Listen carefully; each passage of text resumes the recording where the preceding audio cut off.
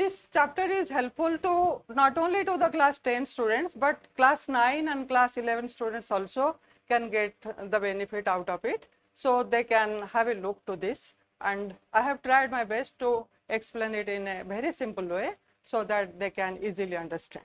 Let us see. This is the chapter, and total contents of this chapter is this. This is the mind map, and you know, students, for each chapter we must know the mind map. If it is in our tips, then we get a confidence that we know the subject matter in full. We have understood the things, we have remembered the things, so it becomes easy for the students. Now this chapter, the contents is this, and this contains types of chemical reactions and characteristics, their characteristics, corrosion, rancidity, balancing of equation and chemical equation.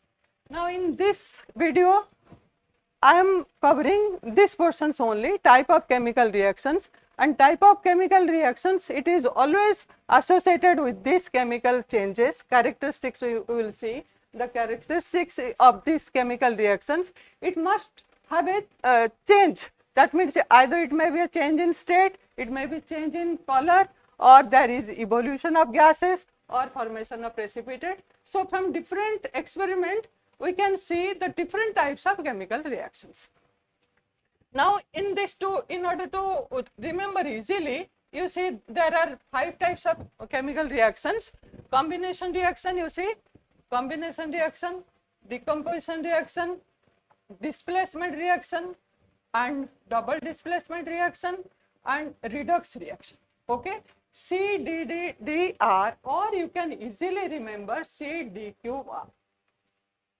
Okay, so there is one reaction of combination reactions. This is decomposition, displacement, and double displacement. So there are 3 Ds are here, and redox reactions. Okay, so one by one we will go through. Let us go.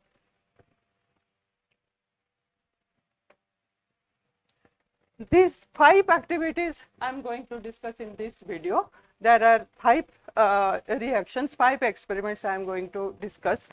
Activity 1, burning of magnesium reaction. It is a combination reaction.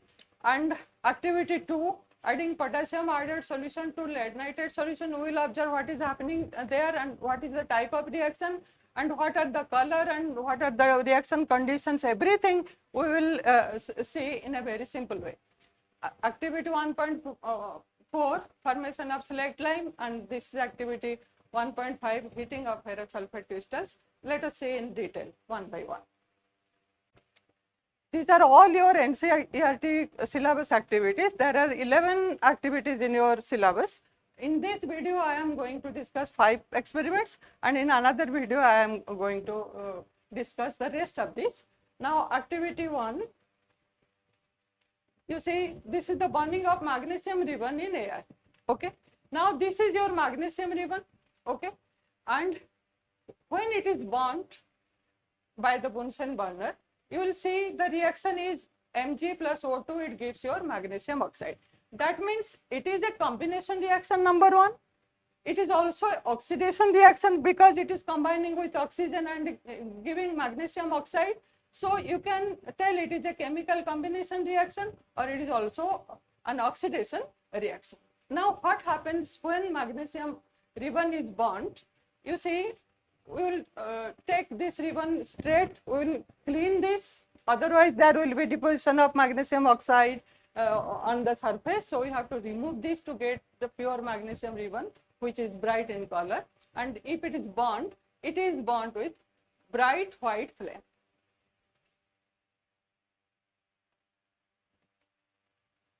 Okay. Now this bright white flame, the nature of this bright, how much heat is produced, how much light is produced, we can see in this reaction theory. You see, when magnesium ribbon burns in air, it undergoes a chemical combination reactions, especially oxidation. It is called oxidation reaction, where magnesium reacts with oxygen to form magnesium oxide. Always question comes, what happens when magnesium is burnt in air?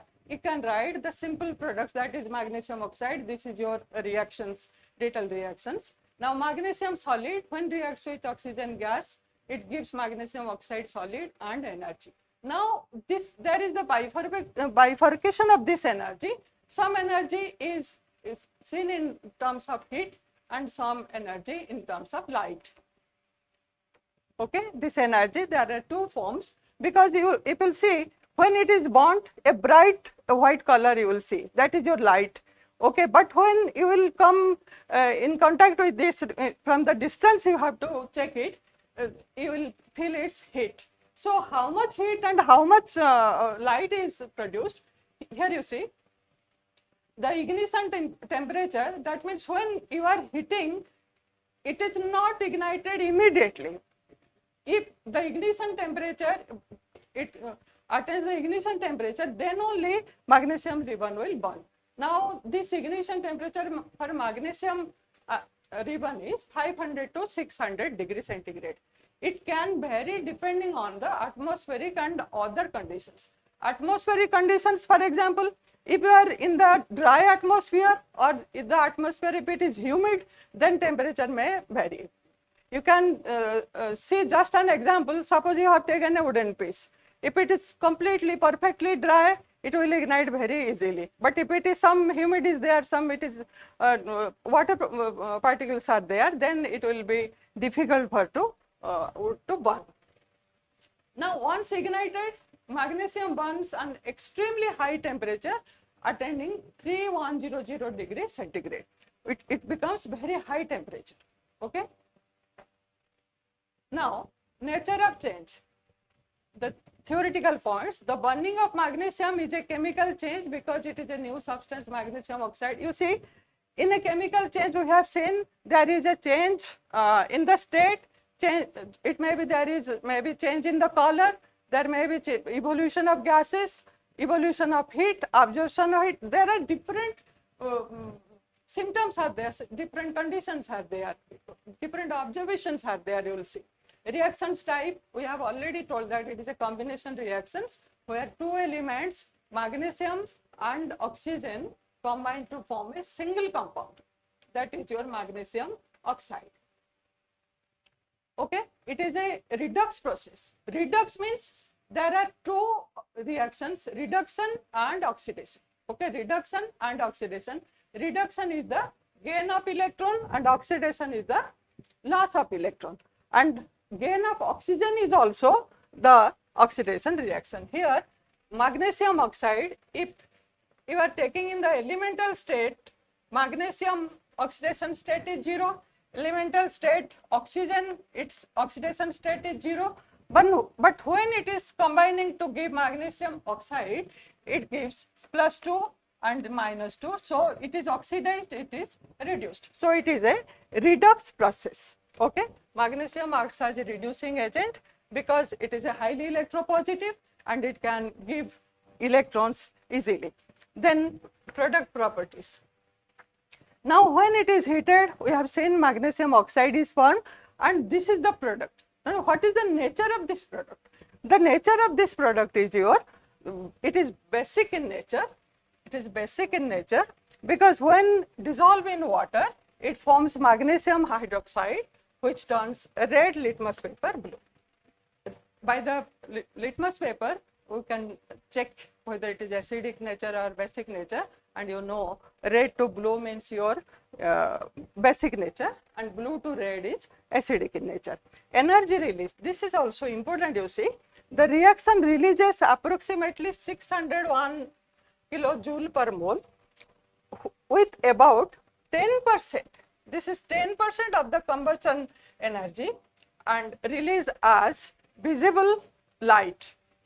Okay, 10% energy is emitted in the form of light and 90% is emitted in the form of heat. Now, experimental procedure and summary, and we know for each experiment we have to take some precautions, otherwise it may be harmful. In the chemistry laboratory particularly, we have to be very careful in doing the experiments. And here preparation, we have to take 2 to 3 centimeter strip of magnesium ribbon.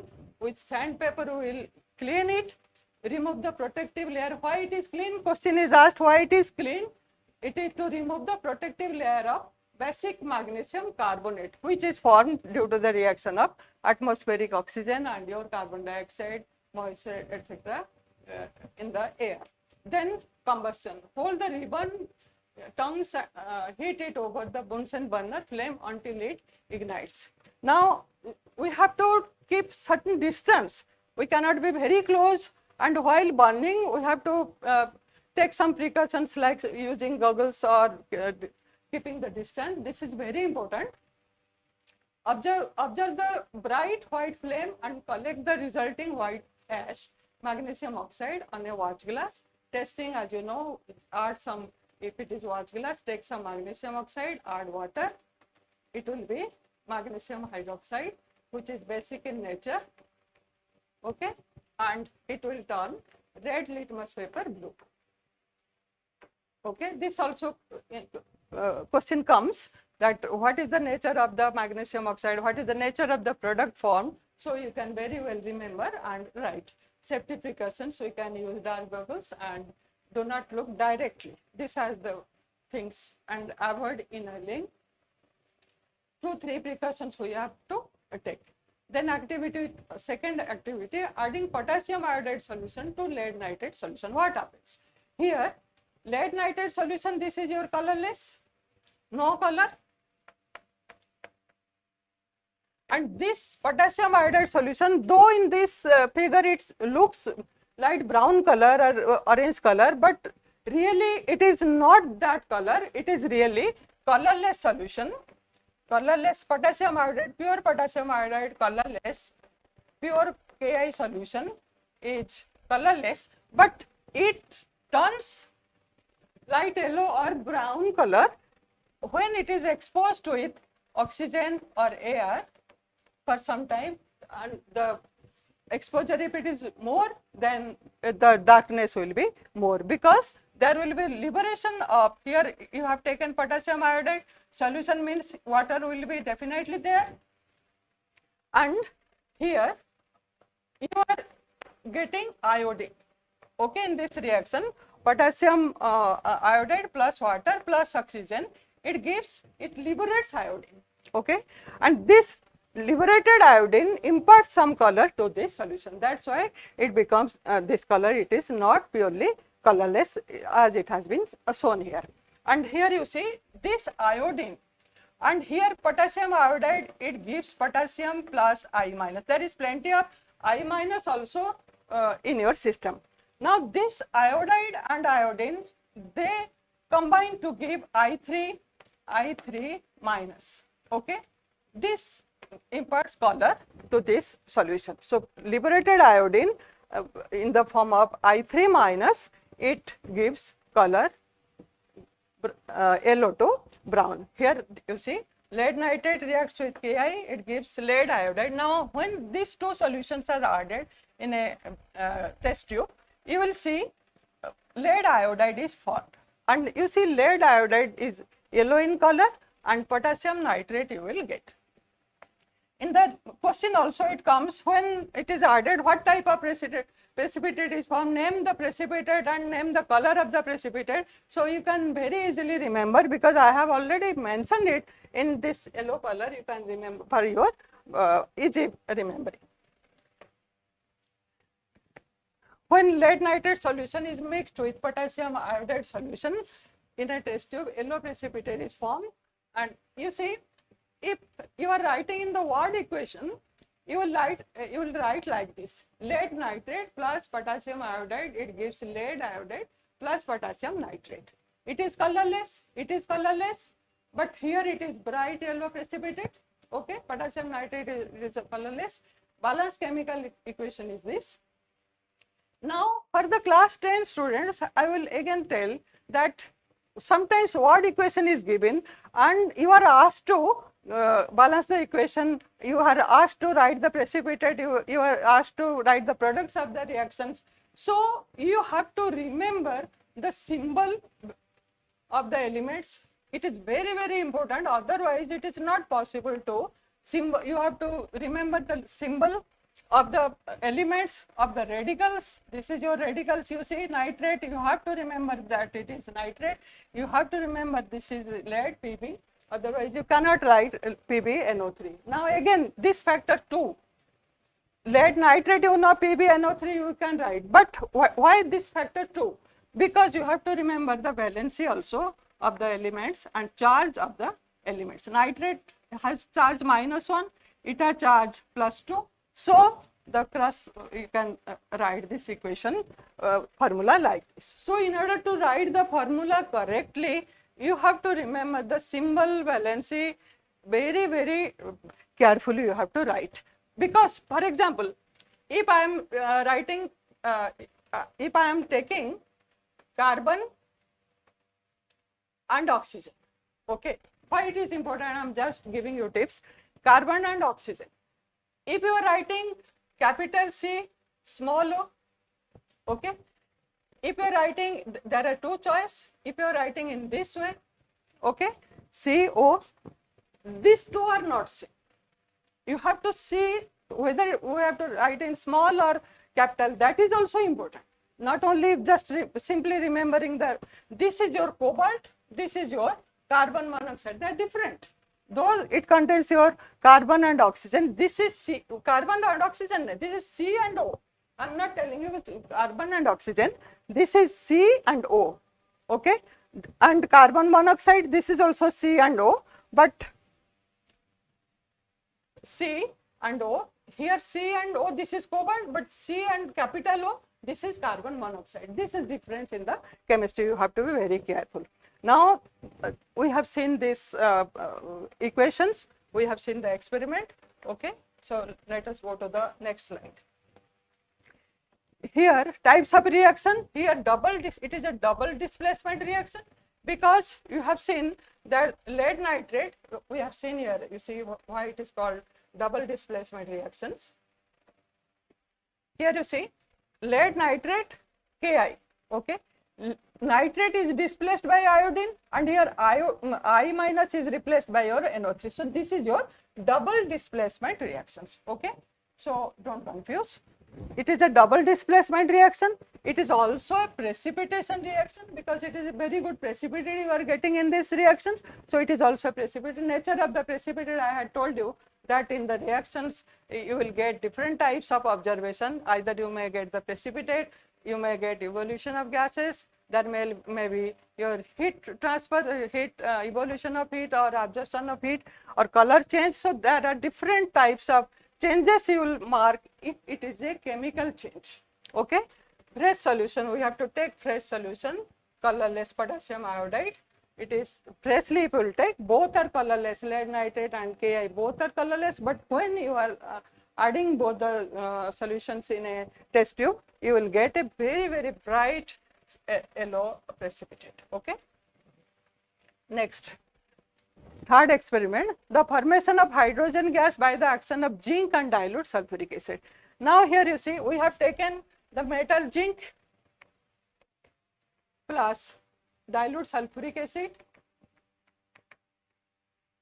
okay, and here you see zinc, it gives zinc sulfate plus hydrogen gas, you are getting zinc sulfate plus hydrogen gas.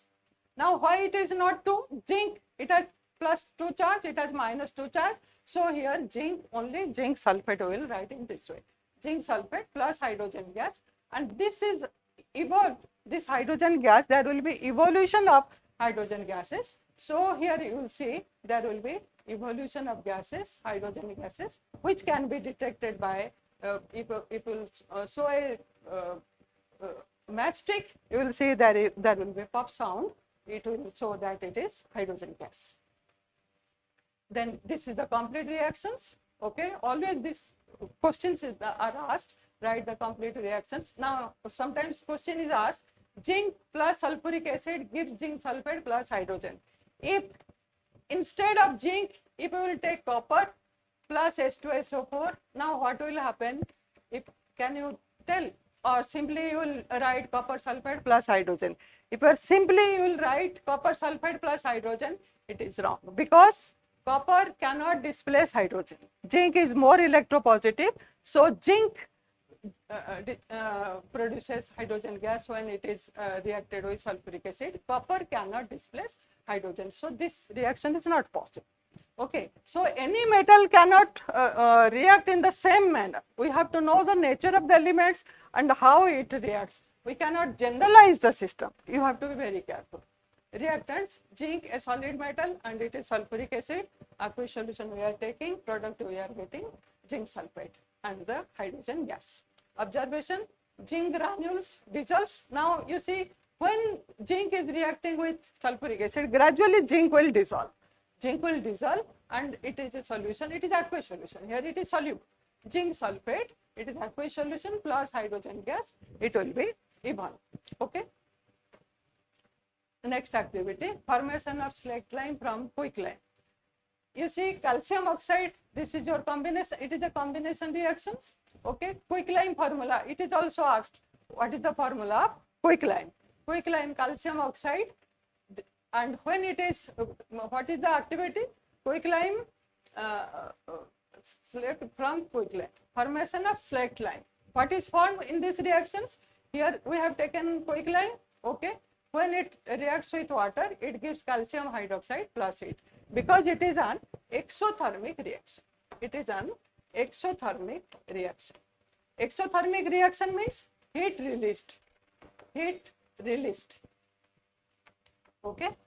If heat is released, and you can know the release of heat by just touching it.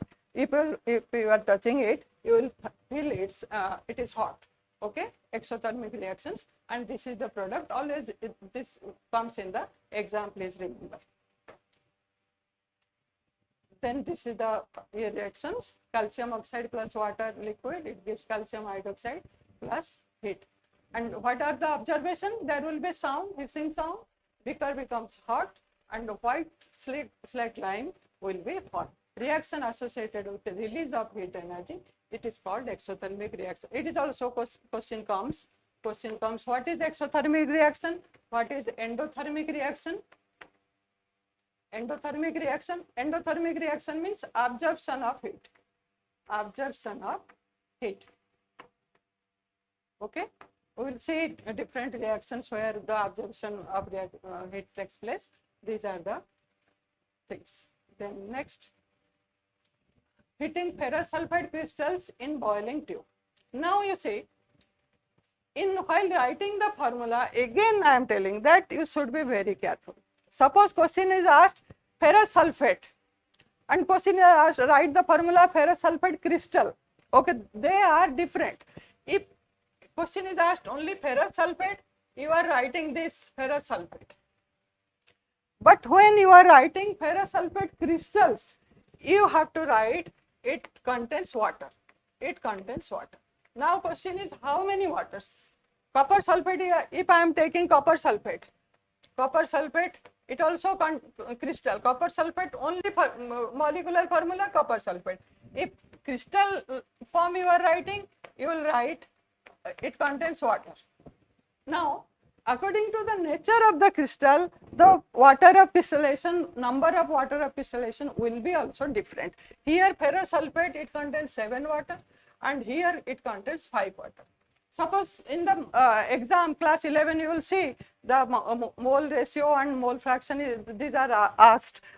1 mole of ferrous sulfate crystal is taken. Question you will see very carefully.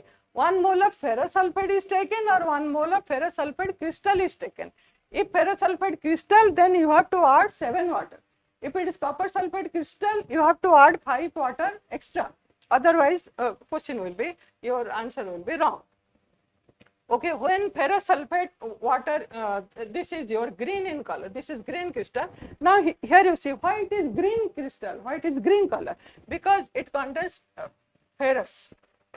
Okay, it contains ferrous Fe2 plus, E2 minus, this, it is green color. Okay, if it is ferric sulfate, Fe2SO4 whole 3, if it is ferric sulfate, okay, plus 3, then it is not green, it is brown color. And when it will be brown? When it is exposed with air, when ferrous sulfate is exposed with air containing oxygen, then it will gradually turn to ferric sulfate. Okay, it will be oxidized. Ferrous sulfate will be converted to ferric sulfate, and if you are taking ferrous sulfate crystal and keep it for some times in the air, after some time you will see it has turned brown color. It is due to the conversion of ferrous to ferric. Okay. Now when it is heated, now this you see ferrous sulfate contains 7 water molecules. When it is heated, step by step process will go on. At a time, all the 7 water molecules will not escape, gradually it will escape, and after escaping all the 7 water molecules, then what will happen? Ferrous sulfate will be left, and when it is heated, it will give another product. Okay. So when it is heated, you see green ferrous sulfate crystal, strong heating, white ferrous sulfate, you see white anhydrous, white is ferrous sulfate, still then it is white because it is anhydrous containing no water. Okay, it is anhydrous ferrous sulfate, gas, sulfur dioxide gas will escape, and obviously water is there, so steam will be escaping. So these are the products. Now this is the, you have to remember this, ferrous sulfate crystal, when it is heated, it gives ferrous sulfate crystal, ferrous sulfate solid plus 7 water. It, in the form of gas it will remove. Now this ferrous sulfate solid, when it is heated, it will give ferric oxide, sulfur dioxide gas, sulfur trioxide gas. Okay. So you have to remember the equations very carefully. Green crystals of ferrous sulfate, now you see how it is changing. Green crystals of ferrous sulfate taken in boiling test tube, on heating crystals lost water and turn white. On strong heating, white solid becomes brown.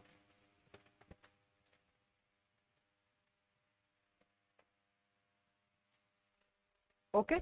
Conclusion. Ferrous sulfate crystal undergo thermal. Now you see type of reaction, again question comes, what are the nature of the reaction? It is a thermal decomposition, because we are heating it, the decomposition takes place due to the heating. Sometimes decomposition takes place due to electrolysis, electrolytic decomposition it is called. Now it is thermal decomposition because it is decomposition takes place due to the heat. They first lost water of crystallization and then decompose to form ferric oxide and sulfur oxide gases. Okay.